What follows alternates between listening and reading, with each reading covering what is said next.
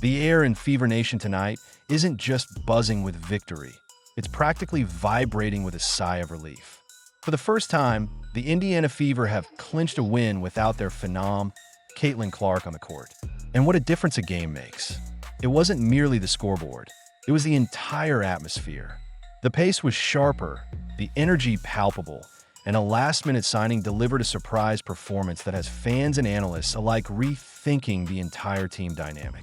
Could this newcomer be the player the Fever didn't even realize they desperately needed? It wasn't a flawless victory, but the Fever undeniably showed glimmers of a team finding its rhythm without Caitlin. As strange as it might sound, this injury, this unwelcome setback, might very well be one of those pivotal moments that changes everything for the better. Not because the injury itself was good, but because of the stark truths it laid bare. History is littered with examples of championship runs and dynasties that were born from an unexpected crisis. While no one is planning a parade just yet, each game makes it clearer.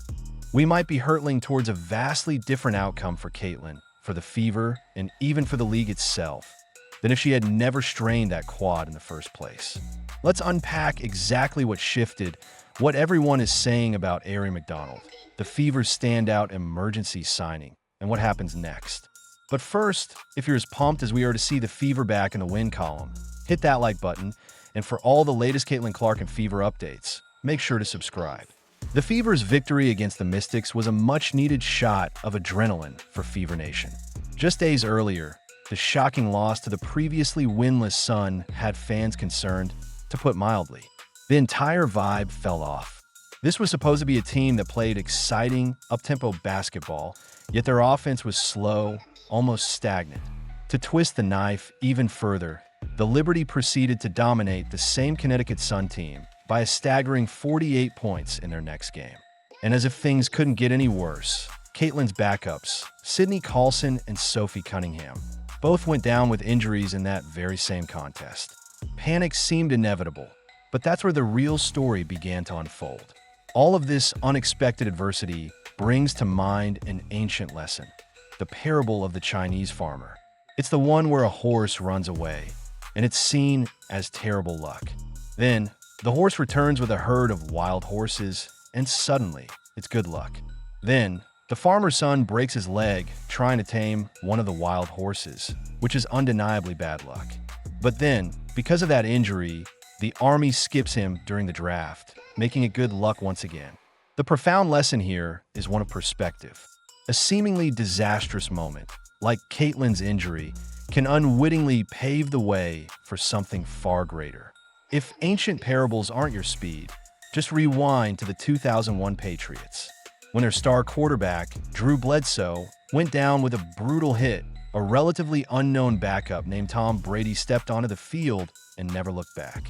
What appeared to be an unmitigated disaster for New England rapidly transformed into a dynasty-defining moment, as Brady steered the team to a Super Bowl win and went on to become a 7-time champion.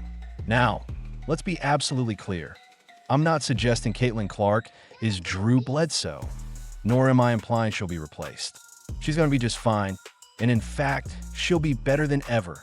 I'll get to that in a bit. But the positive ripple effect from her injury are already starting to vastly outweigh any negatives. We're witnessing it firsthand. Before Caitlin's injury, while the Fever weren't playing championship-level basketball, they were at least holding their own, managing to stay competitive with top teams. Caitlin delivered clutch plays and kept them alive with her incredible vision and creativity. Yet, the offense often felt stagnant. Commentators were openly discussing the Connecticut Sun and the Indiana Fever as the two slowest teams in the WNBA.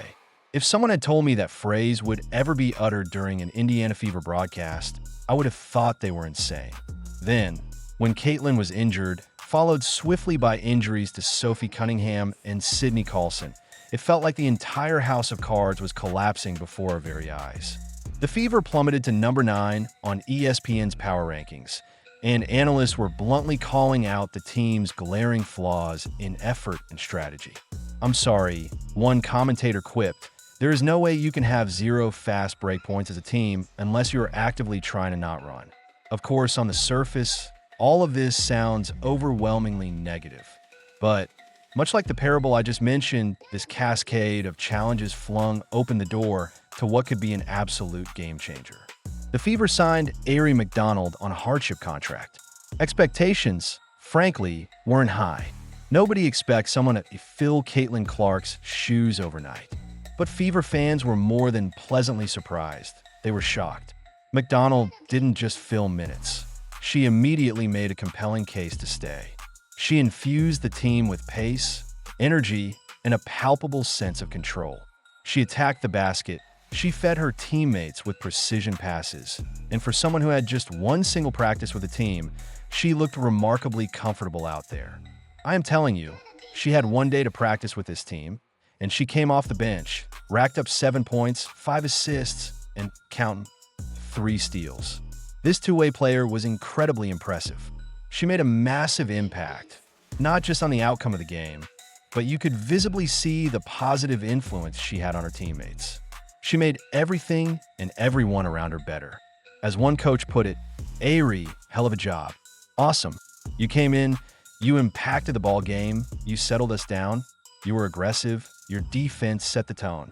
Hell of a job. Fans and analysts were quick to realize that McDonald might very well be the missing piece the Fever need to truly contend for a championship. You could see at the moment she stepped on the floor, everything about this team shifted. Their intensity changed, every little detail improved. It's gotten to the point where analysts are viewing this as a huge opportunity for the Fever to make even more strategic additions later in the season. Here's why. Not only does Ary fill a crucial gap the Fever didn't even realize they had until Caitlin got injured, she also makes $30,000 less than Brianna Turner, a player who hasn't had much impact and whose contract isn't guaranteed. I mean, you've got to know that Bree Turner is shaking in her boots because her contract isn't protected. Her contract is over $80,000, so moving on from her would free up significant space. Ary is signed for $51,000 because it's prorated for the rest of the season. And tonight, just looking at Bree Turner's stats, though she only played 2 minutes, she came away with a 0-0. If the Fever move on from Bree Turner, who isn't getting any minutes, they not only secure a solid backup guard and add much-needed tactical depth, they also free up cap space for another piece. Going back to our parable, without Caitlin's injury and the subsequent injuries to Carlson and Cunningham, we might never have even seen Ary McDonald. The bad luck created this incredible opportunity, and it was a much-needed solution for a team that was clearly struggling. And this newfound dynamic is critically important because a thriving, exciting Fever team is absolutely essential for the growth and success of the entire league. Caitlin's injury, strangely enough, is bringing all the receipts. The success of the WNBA, whether the league acknowledges it or not, rides on the success of the Indiana Fever, and specifically, Caitlin Clark. Caitlin and the Fever are the gateway drug for casual fans. But when they're playing slow basketball and losing games, they risk losing those casual viewers entirely. Because at the end of the day, basketball is entertainment. It's the casual viewers who make all of this work, not just the hardcore fans. It's the casual viewers who are responsible for these massive ratings. Oh, Caitlin Clark's playing? The casual viewer is going to tune in. But we've learned something truly profound during Caitlin's injury that we otherwise would have never known. Just how loyal the new Fever fans truly are. There's a lot of concern about TV ratings with Caitlin Clark's injury. After all, she is undeniably the biggest needle mover the WNBA has ever seen. With Caitlin, the Fever pulled in 1.3 million people to tune into a preseason game against Brazil. A staggering 3.3 million watched the Fever play the Liberty. I swear, she could sell out arenas just to watch her warm up. But the big question lingered. Would the casuals keep watching when she wasn't on the floor? Well, we got our answer. The Fever's matchup on Friday versus the Connecticut Sun drew 851,000 viewers, becoming the most viewed WNBA game on ION this season despite Caitlin Clark's absence. The Caitlin Clark effect continues, even when she's not on the court. Folks, this is a huge deal. Without Caitlin in the lineup, the Fever still maintained strong viewership. This tells you all you need to know about the true scope of the Caitlin Clark effect. She didn't just bring fans to her, she brought fans to the Fever. She made this team matter in a way that transcends any single player. And we now know this because even without her on the floor, the ripple effect is undeniably real. If Fever fans stay energized through a rough patch, that's the kind of loyalty the league has never truly had before. That's not flash-in-the-pan fandom. That's franchise-building energy.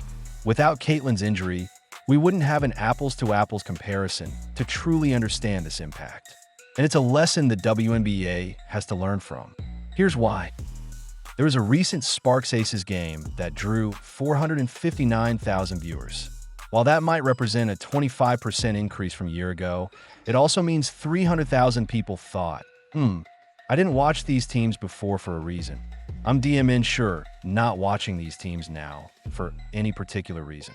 Outside of Indiana, viewership numbers aren't climbing without Caitlyn. They're standing still. But you would never know that from the piece Commissioner Kathy Engelbert just wrote in the Harvard Business Review. In this long, drawn-out article, Kathy goes on and gives herself credit for why the WNBA has finally entered some type of mainstream conversation. Honestly, this has been the Achilles heel of the league. The ecosystem of the front office, the players, the media, it just cannot fully and completely acknowledge that Caitlyn is the key to the league's success. For example, in a Harvard piece, Kathy generously spreads the credit to everyone. And when speaking of impact, she lumps Caitlyn in with last year's rookies like Angel Reese and, get this, Cameron Brink, who is still injured. And it's not ignorance. Kathy knows who's bringing home the bacon. Caitlyn is a generational talent. No league is ever solely about one player, but in this specific case, Caitlyn brought tens of millions of new viewers into the W, and there's absolutely no denying that impact. It's been a maddeningly common theme for the new fans. Everyone knows Caitlyn is the face of the league, but there's so much jealousy directed at her and her fans, who are often painted in the most horrible light imaginable. When an accusation is made against the Fever, the league investigates. We saw this after the Fever Sky game. The response was instant and broadcast to the world. Yet when Fever players and fans are attacked online, crickets. No comment from the league. I'm going to get to how all of this relates to Caitlyn's injury in a second. But the bitterness has become so toxic that even women's basketball legends have had to step in and try to talk sense into the WNBA. So if we have more eyeballs on the game and Caitlyn Clark brings that, why would we feel some kind of way because she has more television games? I think we have to understand that when one player eats, we all eat. And as we all get more opportunities, it just opens it up for everyone else. With that being said, you big dummies, you're getting paid now, right? I mean, everybody now has an opportunity to pull up their chair and have a seat. The WNBA as a whole is in an amazing place. Now, it's about business to me. These Hall of Famers care deeply about the game and the players, and they all share the same unequivocal message. Think about your future. Think about the next generation of players, and think about the holistic growth of the women's game, not just who gets credit. And if we've learned one truly encouraging thing from Caitlyn's injury, it's that Caitlyn's fans are now Fever fans. But it takes time for that widespread loyalty to extend to the rest of the league. When you constantly dunk on them, they can't fall in love with the league. Their fandom is not guaranteed. The vast majority of this new audience has no loyalty to the WNBA. Their loyalty lies with Caitlyn Clark. And that loyalty, believe me, is not guaranteed to extend to the rest of this putrid league. This is the critical misstep they've been insulated from because Caitlyn's numbers are so high. The WNBA and its players have been able to bask in the media spotlight and puff out their chests. But with Caitlyn's absence, even though Fever fans have largely kept supporting the team, there are still undeniable warning signs. I mean, just look at this. Betting interest on Indiana Fever games dropped by as much as 50% last week at sportsbooks with star guard Caitlyn Clark out. This is a clear example of a dip in discretionary spending and enthusiasm from casual sports fans. While we've seen ratings stay strong for Fever games and remain stagnant for other teams, we need to remember that watching a game is free. When ticket prices start dropping and fans stop investing their precious time and hard-earned money in the league, then you've got a big problem. and we're beginning to see it. Paige isn't moving the needle. And while Angel Reese is certainly getting attention, it's her lowlight compilations that are dominating social media. You gotta check this out. This is negative yards because it's hurting the perception of the women's game. Even after just a few games, the league should be noticing the trend. When Caitlyn's out, the league stalls. That's not what's going to get you a CBA home run. That's not what's going to bring in high-priced advertisers. And now, there's this. If things just go as they were, and we have an expanded season of 22 home games with modest inflation, one expert said to NBC News about Clark's potential monetary value for this season, "I'm looking at $875 million. It's come out that Caitlyn is likely worth over $1 billion in revenue to the league. That is 100% tied to her. If she was injured long-term, that would be as good as gone."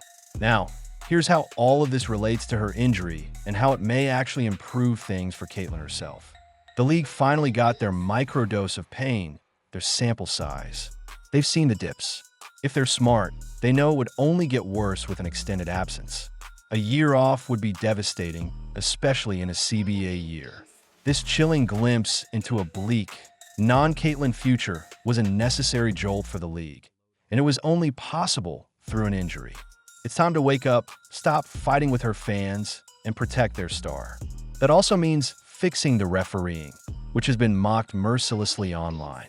The WNBA, no ifs or buts about it, has a severe refereeing problem. They desperately need casual fans, and that absolutely requires a healthy Caitlyn. This injury may have been the wake-up call that finally forces them to treat Caitlyn like the bona fide star she undeniably is.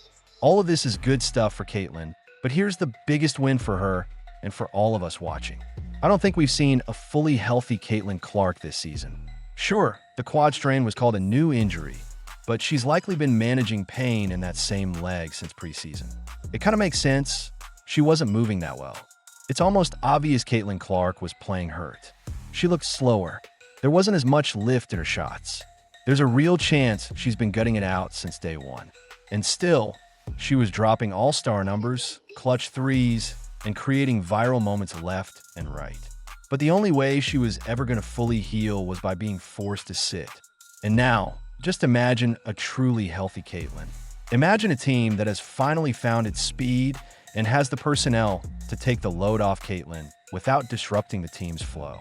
And last but not least, imagine a league that finally understands what's truly at stake for the monumental growth of their game. This wasn't just an injury, it was a critical timeout for everyone. And her eventual return could be the spark that resets everything. For her, for the Fever, and for the entire WNBA. The ratings, when she comes back, will be off the charts. We just got a glimpse of a future without her, and frankly, it's not pretty. But we also saw just how incredibly contagious her popularity is. It has already spread like wildfire to the Fever. It can spread to the entire league if it's nurtured correctly. Hopefully, we'll look back on this moment just like those other great sports turning points, the kind that initially look like bad luck until they seamlessly transform into history. If you're still here, drop a GOAT in the comments to let me know. I appreciate you watching. See you next time.